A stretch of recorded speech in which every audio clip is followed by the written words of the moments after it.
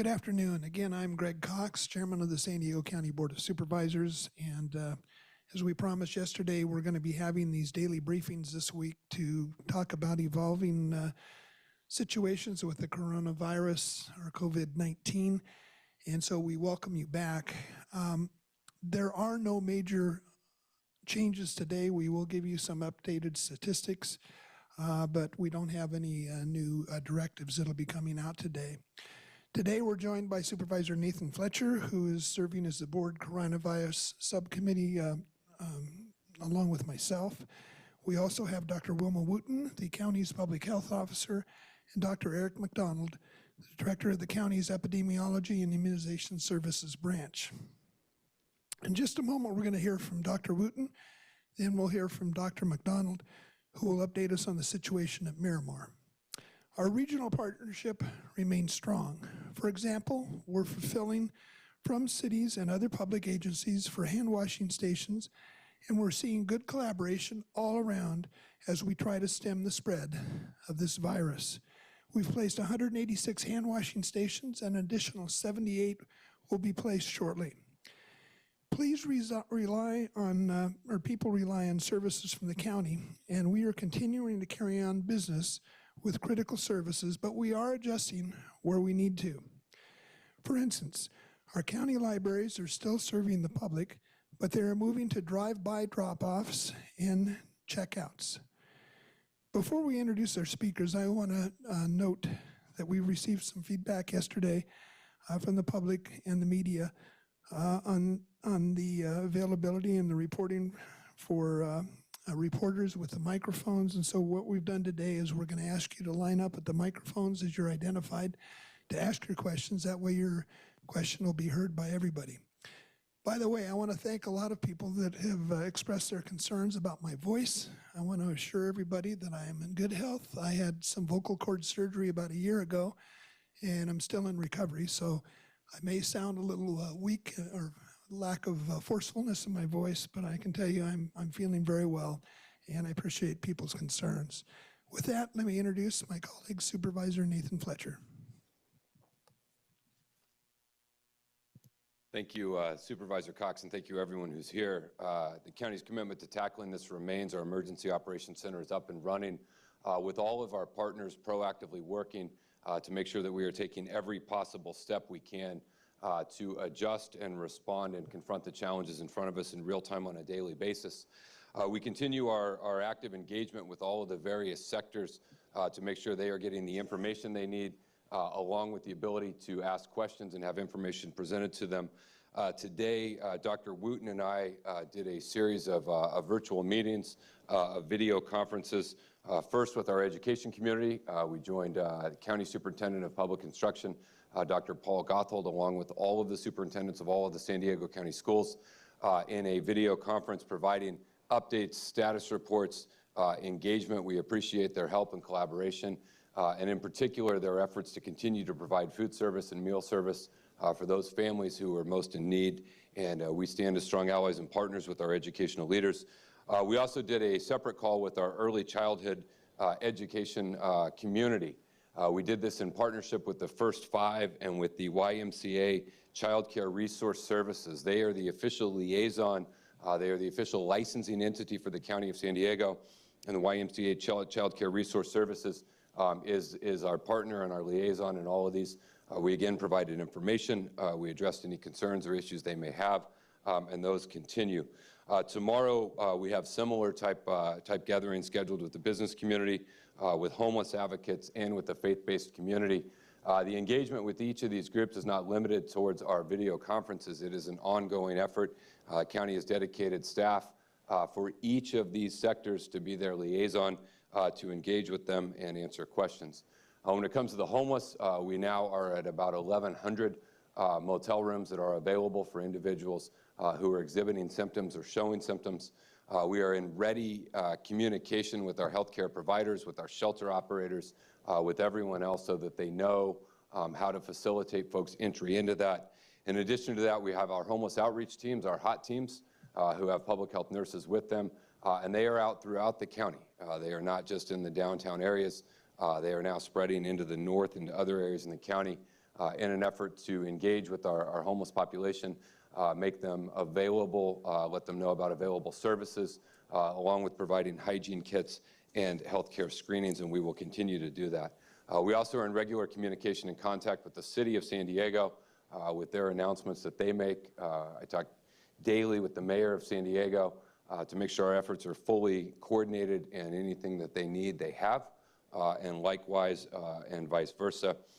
Those efforts will continue along with the open engagement with the mayors and cities of the other 18 cities throughout. We do want to let the public know that we have added a text service, a text messaging alert system for updates on COVID-19. City allows county health officials to send real-time information about developments on an instant basis. To sign up to receive these messages, you simply text COSD COVID 19, the number.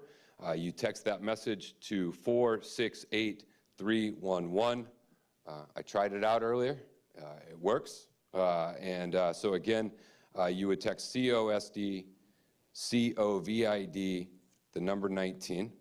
You would send that message to 468-311. That message is also on the front of the podium, and we will be putting out further information so that you can get real-time updates. And although our libraries are changing the posture, the county has a really incredible service of ebooks. There are thousands and thousands and thousands of ebooks that are available to anyone in San Diego County that you can access and download on your phone or tablet device. And I did it yesterday. I signed up for it. We made a little instructional video. It's really, really, really easy. And so we would encourage folks, you don't need a library card. You don't need any information. You just simply download the Libby app. Just search for Libby, search for San Diego County Library, and then you will get connected and you have access to all of those. And then last thing, our San Diego COVID-19 Community Response Fund. Yesterday we started at $1.3 million. We will have a release coming soon, but the totals that we've received in the first 24 hours is exponentially greater than where we started. It has been incredibly encouraging to see the community come together, some very generous individuals and entities making substantial contributions, along with an indescribable flood of folks making small donations and joining in. And so we're very, very grateful for that help and support. For more information on that, you go to sandiegofoundation.org/COVID. Folks can donate there. They also can get information on how to access those funds. So all of our efforts are continuing full speed. We are reacting in real time to needs of our partners and our allies in this effort, and we will certainly continue to do that. And we're, as always, very grateful for the help and support of our public health experts and professionals. Thank you. Thank you, Nathan. Next, we're going to hear from our County Public Health Officer, Dr. Wilma Wooten. Thank you, Supervisor Cox, and thank all of you for being here today. I'm going to be very brief because we want to allow you all to have questions. I'm going to just share with you the stats for where we are as of last evening and some additional updates, and then Dr. McDonald will go into detail about the additional update and then the Miramar situation. So, first of all, as of last evening, we have had a total of 55 cases. So this includes 20 females, 35 males, and in terms of the age distribution, there are no cases 0 to 17. We have 42 cases 18 to 64, and 13 cases 65 plus. Our youngest case is about 21 years of age, and our oldest is approximately early 80s, about 82. So in terms of hospitalization, of the total number of cases, 10 have been hospitalized, and to date, we thankfully have not had any deaths. Now, comparing that to the nation, there has been, as of this morning, over 180,000 deaths and over 180,000 cases and over 7 1,000 deaths. So these numbers are changing progressively each day. Also for the state, at the end of close of business yesterday, there was a total of 335 cases, 6 deaths. And then for national update, we have had a total of 4,138 cases with 71 deaths. And we also, this afternoon, are working on 2 additional cases that have been reported to us that will be in the end of the day sit rep or report for our cases. And we may specifically get other cases from the local commercial laboratories as well as the hospitals. But in terms of cases that we're working on that are being run at our public health laboratory, that run's not completed yet. But again, we will report out all of the known cases that we have as of 5 o'clock this afternoon. Now I would like to invite Dr. Eric McDonald to come up and talk about a little more information, high level, on the additional 2 cases that we do know about and are working on this afternoon, and update us on what is going on at Miramar. Dr. McDonald.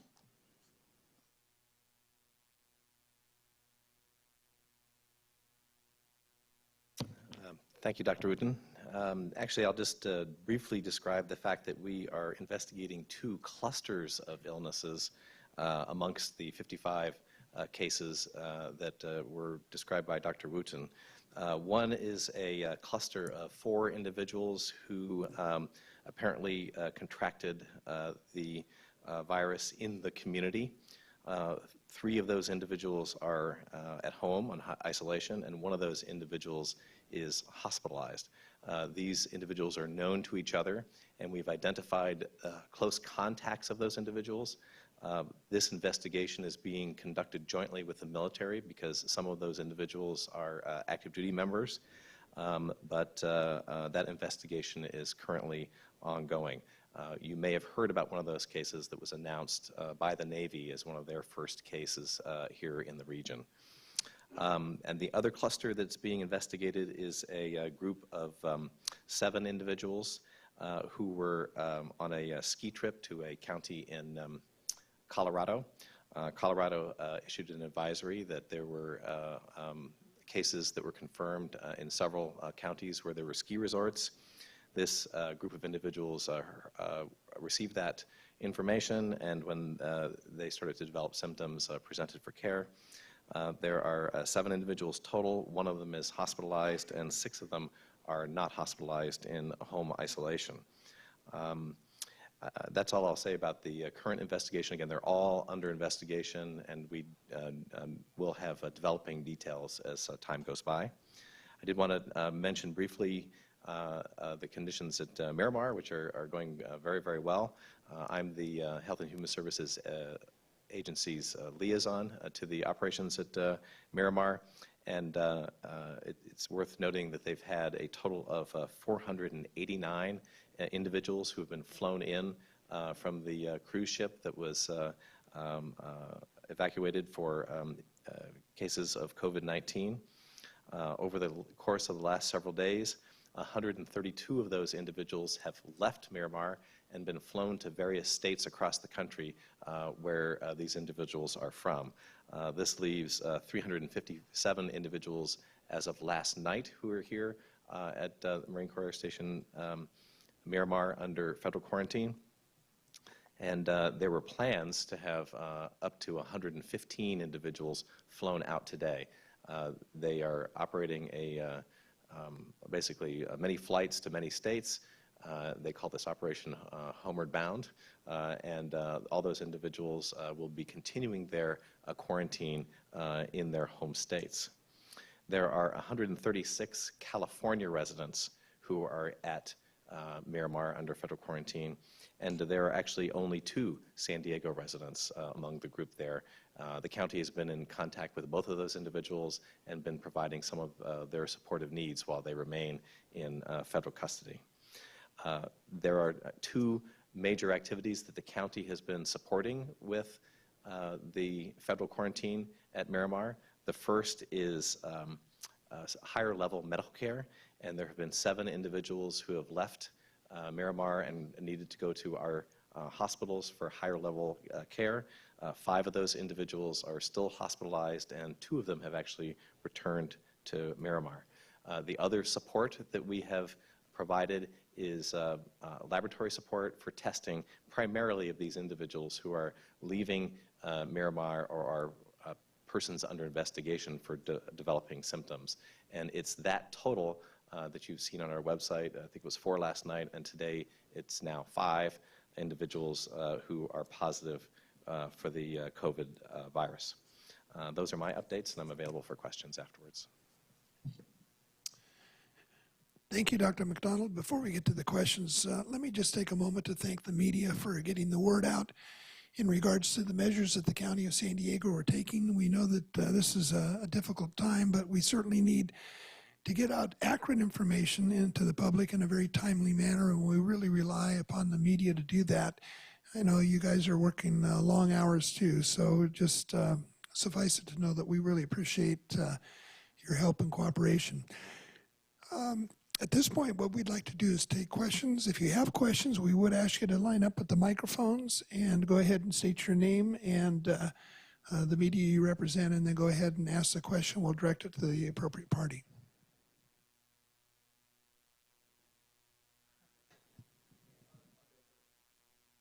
Hi, everybody. Artie Ojeda from NBC Channel 7 News. When you mention the word clusters, that gets my attention, our attention. Now, is this just a matter of cases that where you did a contact history and found that that's how these cases are related? Can we expect more clusters to be announced once we learn more of contact histories for those who have tested positive? Yes, that's a great question. Again, when I say the word cluster, it's in fact individuals who are close contacts of each other. It's usually identified when one person presents for care. We do interviews, and those individuals who are close contact may endorse symptoms, and we encourage them to go in and seek care. That's the dynamic of at least one of these investigations.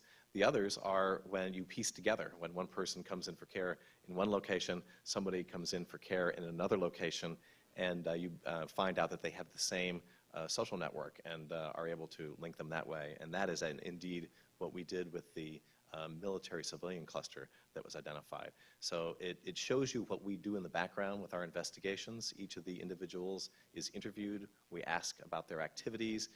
We find out who their close contacts are to give them information about what to do if they have signs and symptoms.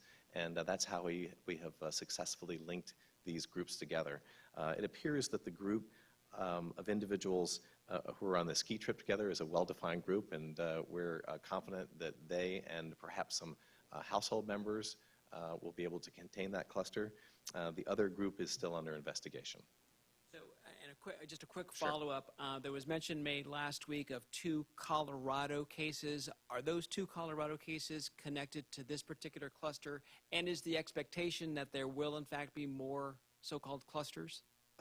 Well, yes, this group is the Colorado cases that were referred to before, and so it has grown from 2 to 7, and it may be larger over time. Yes, I would expect other clusters to be identified. That's why we do these contact investigations. We urge people, if they develop symptoms, who are close contacts, to be tested so that we can, again, draw a circle around those to be able to contain it. Hi, I'm Claudia with Univision. So yesterday we mentioned something about a form that businesses can fill out to see some sort of support or compensation. Is there any update on that aspect?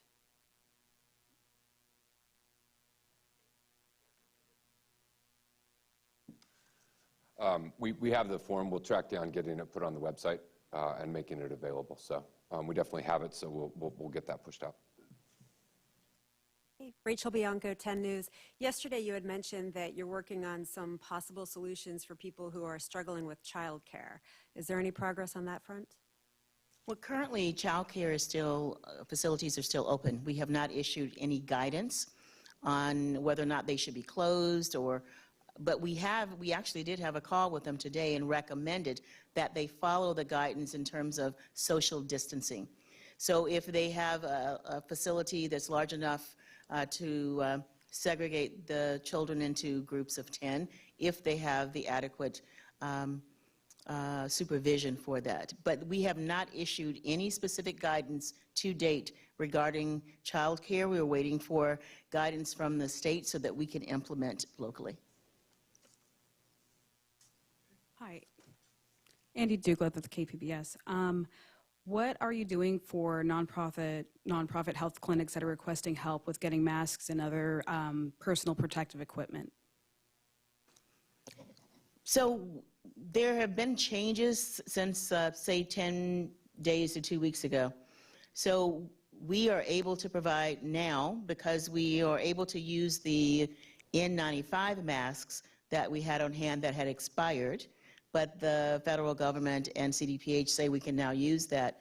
But more importantly, we have changed from droplet transmission to aerosol transmission. So that allows healthcare workers to use regular surgical masks if they are interacting with someone in the emergency department, as opposed to using N95 masks. We recommend the use of N95 masks if there's a procedure performed that produces aerosolization. You said it backwards. It's going from aerosol to droplet. Sorry. I did say, well, I don't know what I said, to be quite honest with you, but we have changed to go to droplet transmission. Was that understood? No? Okay. So you went Yes, from all aerosol right. to droplet? Yes, we did have guidelines for aerosol, and now this weekend we issued a KHAN to change to droplet transmission. Brad Racino, iNewsSource. I had two questions or specific to the H1N1 report that you had written up in 2012 and then the HEP-A after action report, but I also don't want to hog the mic, so I'll just ask a few here and then Yeah, sure. circle back. So one of the recommendations from the HEP-A after action report was to provide online training on the incident command system and emergency response to identified staff by June 30th, 2019. Can you talk about how many staff were identified as needing that training and whether they completed it and when? All of the staff in the Health and Human Services Agency, and we completed it by the end of June. Okay, and then there was another recommendation about for continuing to work with the CDC to use testing modules to determine relationships between specimens in an outbreak and formalize relationships with external organizations to build capacity. Same deadline, June 30th, 2019. Was that also completed? Can you read that again, because I didn't hear you? Sure. It's recommendation number 20 calls for continuing to work with the CDC to use their testing module to determine relationships between specimens in an outbreak and formalize relationships with external organizations to build capacity in bioinformatics. And that was a June 30th, 2019 deadline. Was that completed? Yeah, it was looking at if there are partnerships that we can develop to help enhance our public health laboratory testing capacity. And we worked with UCSD and Scripps, and we did actually stand up our capacity for testing for hepatitis A during the hepatitis A outbreak. Pretty much during most of the situations that we've had to deal with previously, we have brought on that testing capacity in our public health laboratory. So now we are testing during the hepatitis A outbreak for hepatitis A, but we could also use those instrumentation to test for C and B as well. And then now and I think you heard about this, I don't know if it was yesterday or not, we are working with Rades to provide enhanced capacity for testing for genomics testing. So that process is being worked on as we speak. Thanks. I'm Paul Sisson with the Union Tribune. I wonder, you talked a little bit about hotel rooms for folks who may not have places to live.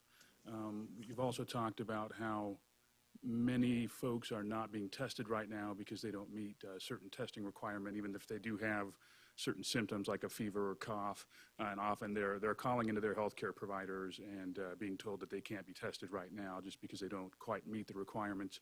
Could you A, say a little bit more about what those requirements are, and B, talk a little bit about how these folks should be separating themselves from the rest of their families if they do think they're sick, maybe they are like a single parent or something and don't have childcare?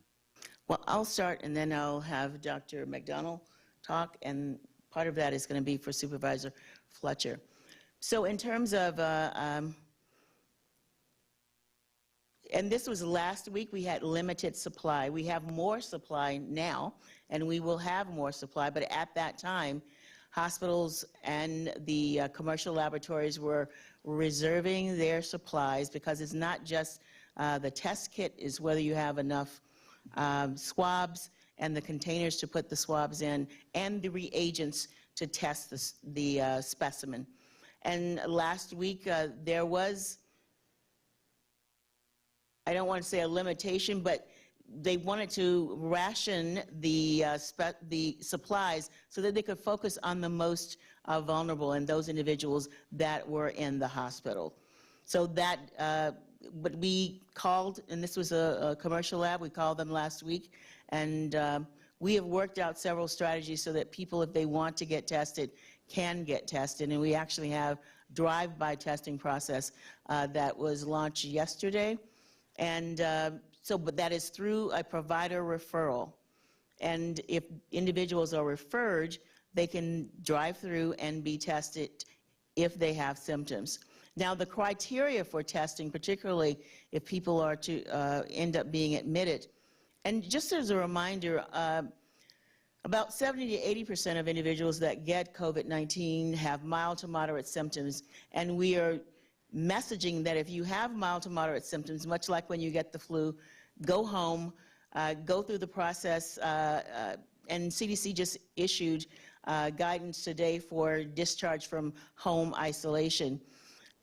If you need to be seen by a physician, then you would call your provider and arrange for evaluation in isolation, and then testing would be performed if the provider felt that that was needed. The conditions, number one, if you've traveled to, initially was China, but it's any COVID affected area.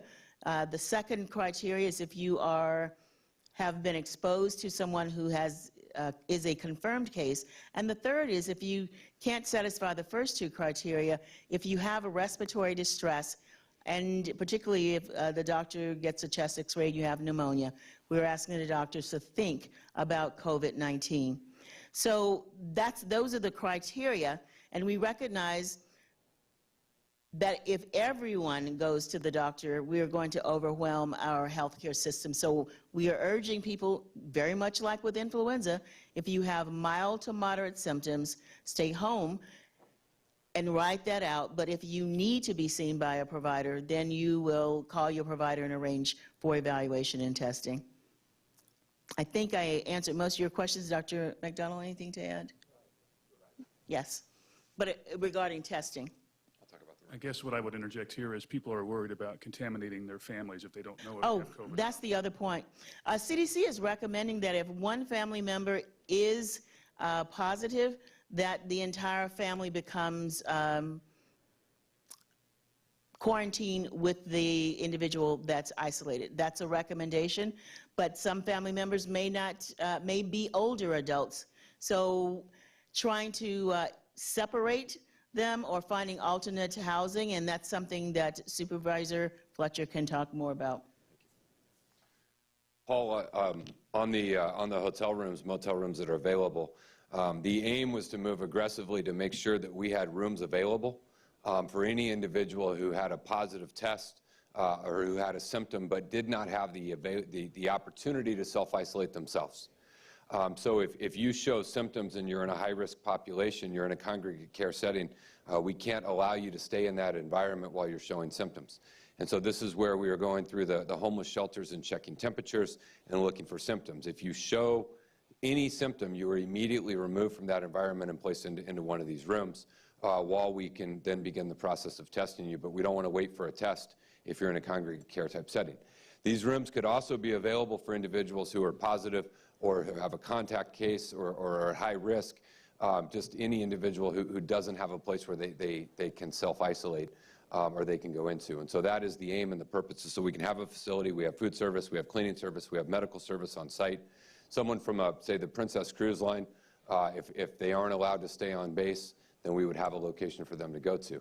Now, that is separate and distinct from efforts by the state of California and the Regional Task Force on Homeless, which is just to provide rooms to get people off the streets, and we fully support those efforts, and we think those are valuable efforts. But the rooms we have at those times are dedicated for those individuals who are either exhibiting symptoms or have a positive test or are pending a test, and they don't have the ability to isolate themselves. I just wanted to make a couple comments about testing, and I know it's frustrating and concerning that we don't have as many tests as we would like. And I think that when we talk about rationing tests, we have to be very careful. Our guidance in our health alerts were for doctors to be submitting tests to our public health lab. And we were trying to reserve those tests for very specific purposes because we had limited capacity, both for high impact situations, as the supervisor just described. If someone's in a congregate facility, you need to know the answer right away to take action. An example would be a person who's in a skilled nursing facility. We did have one of those cases. That person was hospitalized. There were other individuals who were in the facility who were exhibiting symptoms, and all of them tested negative. That was done through our public health lab. That's an example of using our quick reaction force, so to speak, to be able to get answers quickly to help decide that a cluster does or does not exist, or further containment measures need to be taken in that environment. So as we transition to more and more commercial availability, there won't be any barriers to getting testing. It's just that we're not there yet, and that's the part of the frustration. So our public health lab is actually transitioning further into supporting our local labs to become independent on their own. So, for example, Scripps Hospital has a testing capability that they've been using and diagnosing patients. We have been verifying their tests, and we think by tomorrow we will have verified enough positive and negative tests through our public health lab to let them be on their own. They don't have to verify them with us anymore. They can just use those as their confident, confirmed tests. We should be there with UCSD testing capability tomorrow. So that's the role. Just in the last week, we've shifted from that public health action role, which we still have some capability for, into this supportive role so that our hospitals actually can take that over. Eventually, we will see commercial labs doing most or all of this testing. Rachel, 10 News again. I have two somewhat related questions following up on what you said about the change in the masks. Is there any reason to believe now that this virus is airborne? And also, do we know exactly how long it can remain on a surface? The guidance that we've received all along from CDC says, and if you look this up, it is transmitted through droplet transmission. So, and if you perform a procedure that produces aerosols, that's when providers are recommended to use the N95 mask. Now, we don't have any evidence. All of the evidence right now points to the fact that it's droplet transmission. Again, that's the evidence or the guidance that we've, from the very beginning, given by CDC. What about on a surface, how long it can live? Oh, you know, there are studies about that. It depends upon the type of surface, whether it's plastic or cardboard. It just depends upon the type of surface. That's why we recommend that individuals wash their hands with soap and water. That's the best mechanism or method for getting rid of the virus off your hands. And I think I've said this before, the virus can be on your hands, but it really has to get into the respiratory system. So when you have it on your hands and you touch your eye, your nose, or your face, that's how it gets into the respiratory system. Andy with KPBS again. For senior citizens that have to stay home, are there any services available to make sure that they're getting food, water, medication, or is that their responsibility? That actually, by law, that's the county's responsibility. Okay. Hi, Gary Worth, Union Tribune. Are any public health nurses going out with outreach teams now at the bridge shelters, or are they at any other places? And also, I was wondering, has anyone checked into one of those motel rooms yet who had, well, for any reason? I would say yes to all three, and I'll have Supervisor Fletcher provide detail. Yeah, Gary, the public health nurses are at the bridge shelters. I went down and visited them this weekend, saw them with what they're doing, their screenings and the things that they're doing. They also are with the homeless outreach teams that are going, but again, those homeless outreach teams are not just the central area. We're expanding that countywide to make sure that we are addressing all of those. And the rooms are beginning to get filled, and we're going to, we're working to begin to provide updates on the number of those rooms that are being utilized and filled. So they're stood up, they're staffed, they're ready, and now we're in the process of making the referrals. We've worked out the transportation for how individuals get there and where they go. And so we're beginning. All of the shelters, along with our healthcare providers and others, know the protocol and process by which they get someone into one of those rooms. Okay, I heard they hadn't gone out yet, like at the Alpha Project. As far as outreach goes, they've been Okay, I screening? was at the Alpha Project this weekend talking to our public health nurses Yeah, who were I set meant- up in a tent I'm there. sorry, I meant outreach into like the canyon areas, unsheltered people going out Yeah. on the street to the people who aren't there, though in the shelters, but who are out, the unsheltered population. Well, at some point they weren't there, and then at some point now they are. Okay. Thanks.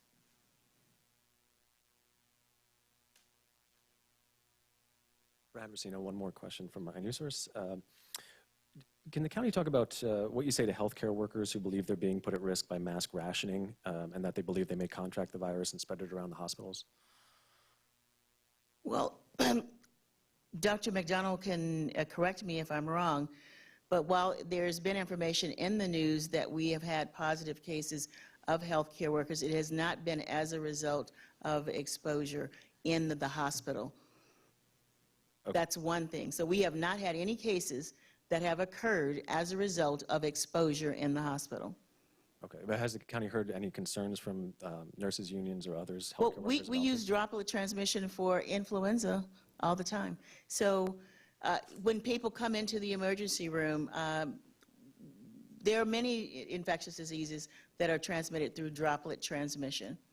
And that's what CDC says this particular virus, that's how it is transmitted. So we're not doing anything. Initially, people were very afraid, and fear drives a lot of actions erring on the side of caution. But if we look at the science supports that droplet transmission. For droplet transmission, health care providers can use the regular surgical masks. If they are producing aerosolization or conducting procedures that produce aerosols, then they should use the N95 mask. Dr. McDonald? I think that's a very good question about concerns that healthcare workers have. I know that we've heard in our epidemiology program concerns in doctors' offices about that, and there are likely some individuals who work in the hospital environment who are concerned. There are physicians and nurses and other providers who work with patients who have infectious diseases all the time. They deal with the aerosol transmitted diseases and droplet transmitted diseases, and they have a very good comfort level with that. As we've needed to expand the number of people who have to work with patients who have a droplet transmitted disease, they need to be educated and they need to be comfortable with that. And I know that our hospital partners have been working very hard with their healthcare staffs to be able to understand the transmission, to understand the protections, and to be comfortable. It's a process, though, and so until someone has gone through that process, they might not feel that they're completely ready themselves. And we do have evolving guidance on protection that makes it confusing, and concerns about whether there'll be enough supply that, again, heightens anxiety. So I think all these contribute to anxiety, plus a lack of knowledge is what leads to that discomfort. But I think that our hospital systems especially, and reaching out into the clinics, are becoming much more educated about this so they can become more comfortable. Okay, we'll take two more questions. I have one more question about the clusters. Of course, we know a lot of families go skiing for spring break. Can you give any more information about the location in Colorado? Anything at all? Yes, there were, I believe, 4 specific counties in Colorado, and I can't remember them off the top of my head except for Pitkin County, just because I've personally been there, Pitkin County. But I would look that up on the Colorado's website. They have a nice discussion about the travel advisory because of that. But I think that's a great question. People are planning trips. You shouldn't be planning trips right now. I mean, you should be doing the things that we have both ordered and recommended about lowering your social engagement with other individuals in the community. So planning a trip now really isn't consistent with that. So I would not do that. And I want to hasten to add, although people should be social distancing from each other, they shouldn't be emotionally distancing themselves from each other. I mean, that's an important thing for us to learn. I mean, we're used to doing those things together, to being close in both of those ways. And every family, I know my family's dealing with this, every family has to deal with that in their own way. And again, I want to make this about what people can do. And that's a great segue for it. You should be planning trips. You should do all the things that we actually outlined in detail yesterday in terms of actions people can personally take and they should take as families. Let me go over here. I'll tell you, we started with Artie. We'll finish with Artie. Go ahead. Hey, Paul, the UT again. You issued a couple big orders yesterday, one regarding bars shutting down, another regarding businesses going, restaurants going takeout only, very big announcements. How's it going out there? Is everybody shutting down? Have you had to do any law enforcement around these issues? Department of Environmental Health is responsible for sending letters out. That information actually went out yesterday via email. We do have law enforcement ready and able to do what's necessary to help enforce that order. So we're 24 hours in, and we've notified all of the businesses, and we are asking them to comply with the order. Yeah, sure. Actually, I just want to follow up also in terms of the hospital shutting down elective procedures. I've checked with a few today. Some of them are shutting down, but it's not like there's been a bright line. I noticed you guys didn't set a specific date on that, and I wondered if you might talk a little bit about why not just say cut it off tomorrow. Why not put a date on it? Can I answer that? I'll let you answer that second question, but I really wanted to sort of follow on. I actually went to a place to get coffee before all of the orders were announced, and they were already doing most of the things that we were asking them to do before we ordered it. And I would say that that's probably true of most of our community businesses in San Diego. They were ahead of where we were to be actually instituting these things, because they're watching the news and they're reading your newspaper, and they are adapting and taking these things internally. So I have every confidence that they are continuing on with adopting those types of things. They don't need to be policed for that. I think they're actually doing it on their own to maintain business.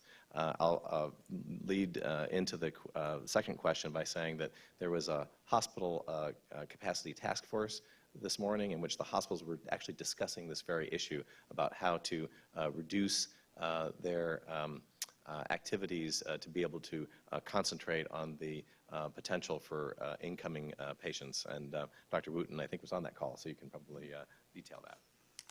What I wanted to comment on was the timing. And so at the very top of the order, all of these orders were effective at midnight on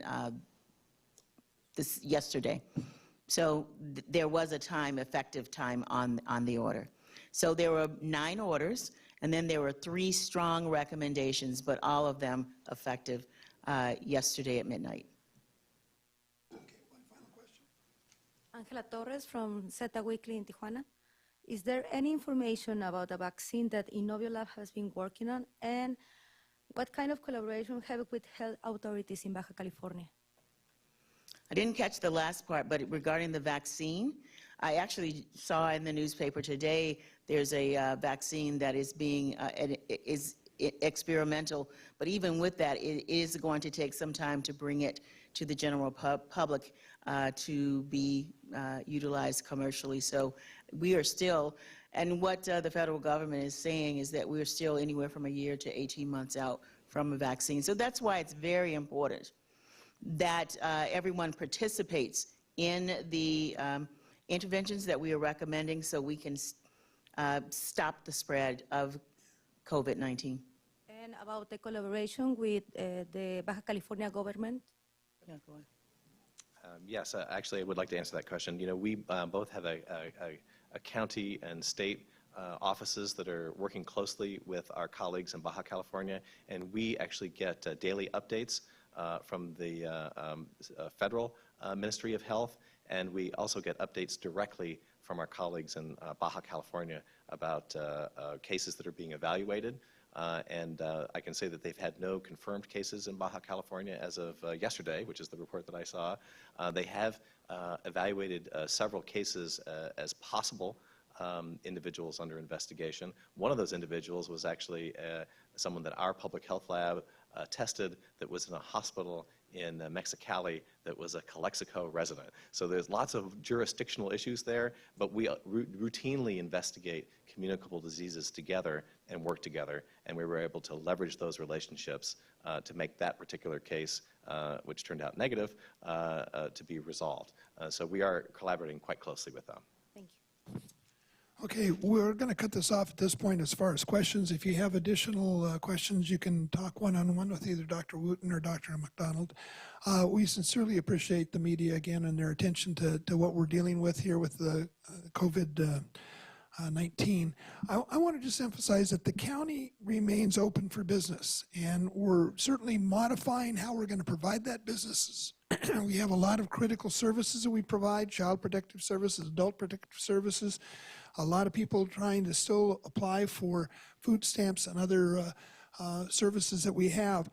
So we are going to be changing the way that we deliver a lot of these services. Just as we announced today, the libraries will not be open to the public, but they can drop off books if they want to call the library or send them an email and let them know what books they would like to have. They will be put together and be made available to be picked up at those drop-off book locations at each of the county public libraries. And we encourage everybody to check the county's website. If you have questions, if you are in need of, let's say, food stamps or something like that, we would encourage you to call the Family Resource Center, or you can call 211 and they can actually get the application going online. We will provide those critical services, but we are going to have to adapt in order to encourage people to keep that social distance and to not come into contact with either our county employees or each other. So we thank you for your attention. We will have another briefing tomorrow afternoon. And again, if there's additional questions, you can talk to the doctors one-on-one. Thank you.